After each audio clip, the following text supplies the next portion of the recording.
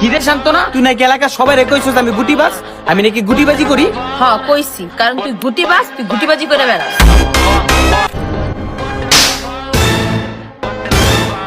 High high দোস্ত, তুই মারলি গেলি গা? মায় মানুষ শুধু মারতে হয় না, তোরে গুড়ি বাজ করছি, তুই সাতচন্নি করে দিচ্ছি।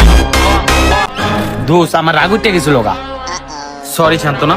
থাপ্পড় দিয়ে আবার সরি কইতাছো? সরি কইলে কি সব সমাধান হয়ে যায়? এতই সোজা? তুই মায়া মানুষ, তোর মারাটা আমার ঠিক হয় না। তারপরও রাগের মাথায় তোর থাপড় একটা দিচ্ছি। তুই রাগ করিস না, তুই আমার দূরে থাপড় দিয়ে দে। তুই আমার একটা থাপ্পড় দিছিস, আমি তোরে দুইটা থাপ্পড় দিলে কি সমান সমান হয়ে যাবে গা? হাত বেটা, তাহলে 10টা দে, 20টা দে, 30টা দে। 20টা 30টা থাপ্পড়ের কথা কইতেছিস সবুজ? আমি যদি তোরে 100 থাপ্পড় দেই, তারপরেও আমার একটা থাপ্পড়ের সমান হইব না।